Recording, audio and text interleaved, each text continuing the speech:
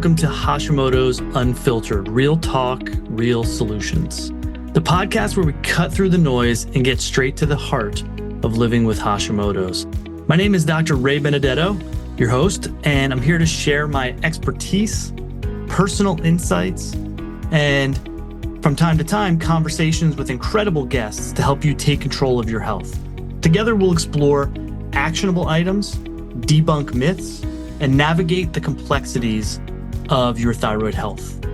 So whether you're newly diagnosed or a seasoned warrior, this is your space for unfiltered truth and real hope. Let's dive in. Here's the deal with supplements. I'm going to give you like the 30,000 foot view today, my 30,000 foot opinion on supplements, and take it as you wish, but ask me questions if you have them on it as well. But here's the thing with supplements, okay? I'm very minimalistic with my supplements. I do not want my patients on a lot of supplements. Supplements are many times a necessary evil. So we need them, we can use them to fix stuff. But we don't want to use supplements like we use medications, right? Like, oh, take this, and it's a crutch that will prop you up, or that we're using this supplement to treat a symptom, or we're using this supplement to treat a lab test. And it's something that you just take forever. And then we just keep piling more supplements on top, That is not my philosophy on using supplements. Are there some things supplement-wise that people should always take, like that pretty much everyone should be on forever? Yes, like vitamin D as in dog. We all get deficient. None of us get enough exposure to make enough of our own. Most of us live in a part of the world or part of the country where there's not enough direct, strong enough sunlight to make enough vitamin D. So we don't get enough vitamin D, we get deficient. So you know what? You should take vitamin D. It's like a no-brainer at this point, right? It's just something you should take forever, daily. Yes. Are there a handful of things like that? Yes, I'll give you my opinion on which they are. But we don't want to take supplements to treat symptoms, just like medications or like pharmaceuticals. And we definitely, yes, we can use testing to take supplements. Like if you have an iron deficiency anemia, maybe we need to supplement that. If you have vitamin D deficiency, maybe we need to supplement with that. If we've done some objective testing and we can see that you have some nutrient deficiencies, yes, we definitely want to supplement with them if we need to, but not forever. We want to test, and then if we need to treat with some supplementation, we supplement, but then we have to go back and recheck. We don't want to just take these blindly forever.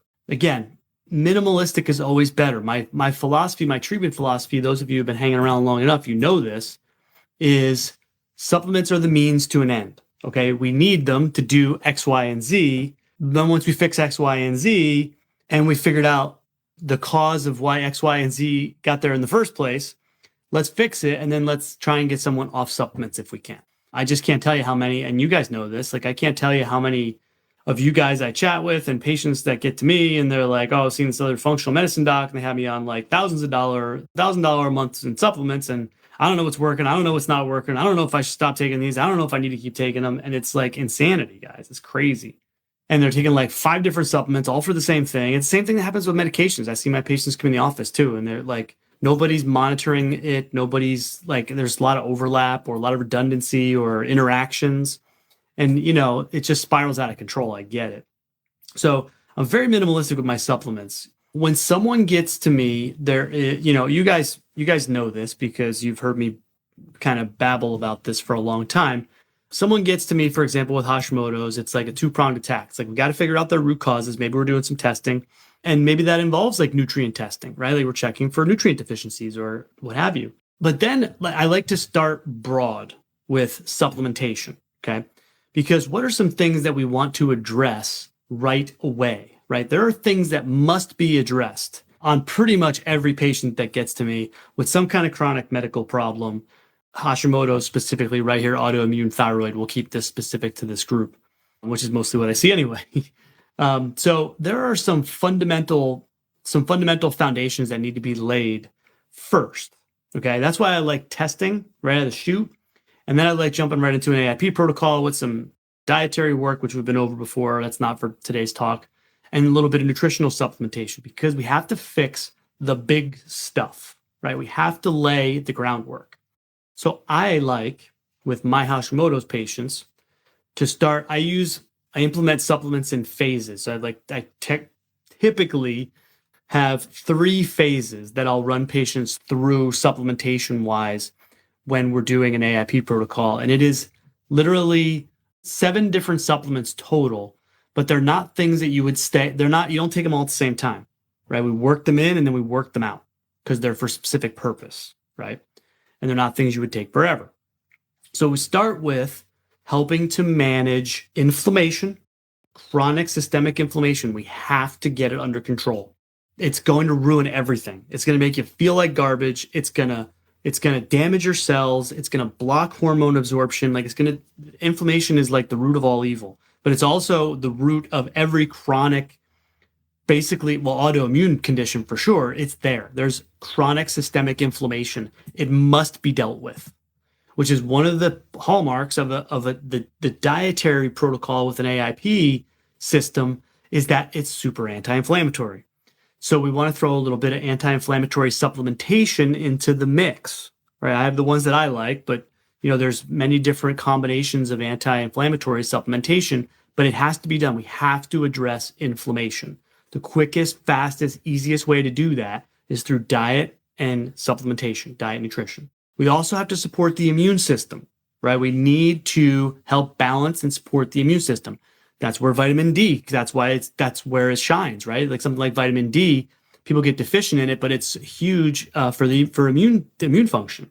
I have some other specific ones that I use for my Hashimoto's patients. So we need to handle inflammation. We need to handle immune support. So I get patients started with some of that supplementation right away. Okay. Then we go to the next step, which is we have to fix people's gut. Again, it's a non-starter. So we got to handle inflammation. So, and some anti-inflammatory supplements. We have to, again, this is how I function, right? This is how I work. Other docs might work differently. I'm kind of giving you my 2 cents on this, which usually works really well. So that's why I do it, is because it works. And that's why I'm kind of giving you the spiel today. So step 2, phase 2, is we have to get work on the gut. Okay, we have to overhaul the gut, and we got to get it cleaned up, and we got to get it healed up. Again, the dietary elimination part of things is we got to take anything out that could be a problem. We got to take out inflammatory foods. We got to take out foods that are beating up the gut. We got to take out foods that people could have food sensitivities to. That's why we do it. Strip it all down, go in with a little bit of supplementation to heal things up. We need some supplementation. And again, there's lots of stuff out there for this. I have my things that I'll use with my patients depending on the person, but we have to heal the gut. You have to heal the lining of the gut and support the immune system that lines the gut, right? So leaky gut stuff, we have to heal the gut. We have to make sure that we balance the biome, the microbiome, the balance of healthy bacteria in the gut. We need to make sure we have a lot of good soldiers in there fighting our battles, and we got to make sure that those ratios and that biome is balanced. And then the third thing is we have to make sure that we handle any potential pathogens. That's things like candida. That's things like bacteria, potentially pathogenic bacteria. So it's one of those days, like H. pylori and that kind of stuff, and parasites, right? So we have to take care of bugs that could be in there, right? And worms and all kinds of stuff. So potential parasites. Again, I don't test people right out of the gates for this kind of stuff. I used to. I don't, as a matter of routine, do a ton of gut testing on people in the beginning because I did that for years and everybody had it. I was talking with patients yesterday. It was like, I used to test everyone that hit my door. I'm texting you for leaky gut. Guess what? Everybody had it.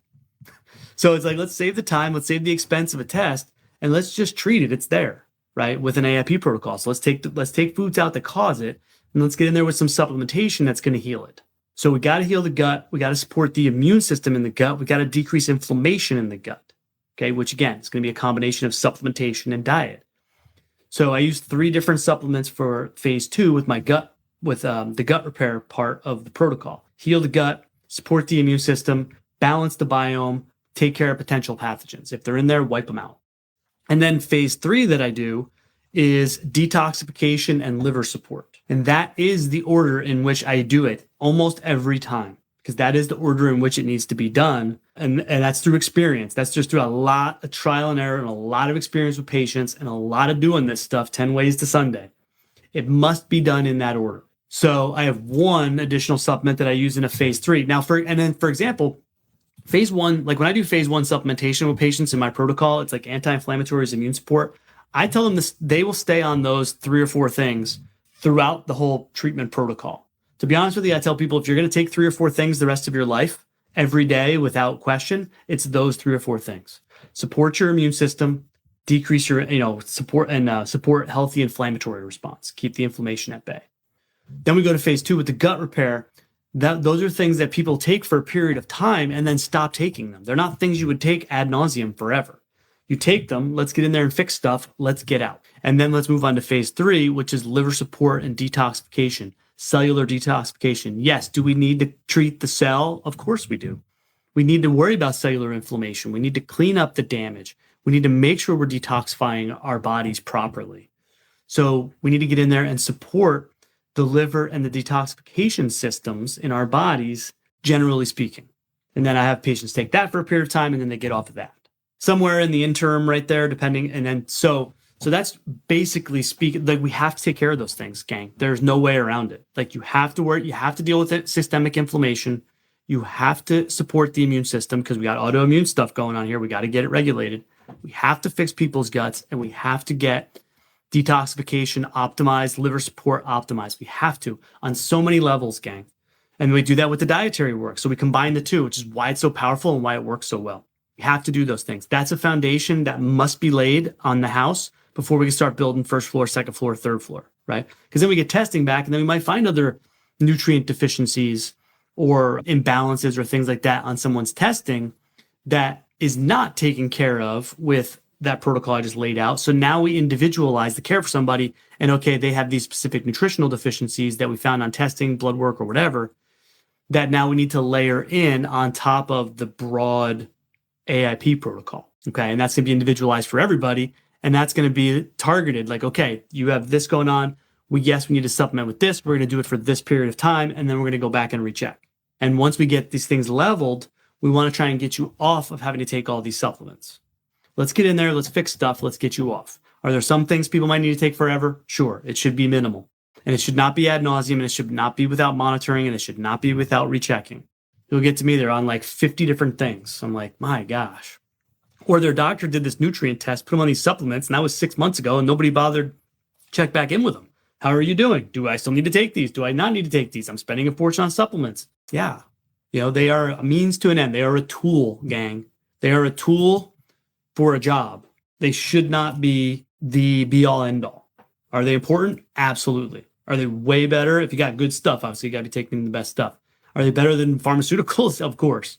But we don't want to use them like we use pharmaceuticals or to blindly treat a deficiency without monitoring it or going back to check it and see if we still need this or looking at it in totality with everyone else, with the rest of someone else's plan, right? With the rest of their plan, with the rest of their health, with the rest of their case. That's why I wanted to do that case history on Tuesday and why everyone's loving it. And they're like, this is great. And I was hopeful that, that's why I want to do it. I figured it was necessary. It was needed. And because nobody does that in medicine for sure, even in functional medicine and natural medicine, nobody's doing that, right? People get to me and they're like, I saw this functional medicine doc. They ran a couple tests. I had to spend a bunch of money. I'm taking all these supplements. I don't know what the heck's going on. I don't know what we're doing here or what this is supposed to help. I'm not getting any better. Whoa, back it up, man. Let's step back and let's start from let's start from square one and let's do a case workup and then let's get all the cards on the table. Let's see where we're at. Let's see what we need to do. What holes do we need to fill? What do we need to check? What do we still need to look at? What needs to be fixed? What's already fixed and we don't need to take anymore? We have to do all that stuff and put together a comprehensive, individualized plan for each individual person. There is no cookie cutter here, gang. It doesn't work that way. That is my soapbox with supplements. I'm going to stop. I hope that makes sense. I hope that all makes sense, gang. It has to be we got to look at in totality with everything else. It shouldn't be the be all end all. It shouldn't be blindly doing stuff. I want to thank you for tuning in to Hashimoto's Unfiltered, Real Talk, Real Solutions. Again, my name is Dr. Ray Benedetto, and I hope today's episode helped to give you the tools and the insights you need to take another step forward on your Hashimoto's journey. Don't forget to subscribe, leave a review, and share this episode if you think someone could benefit. You can also connect with me on Facebook at Dr. Ray Benedetto and on my website, drraybenedetto.com, for more resources and updates. Until next time, remember, you're not alone and real solutions are always within reach. Take care and be well.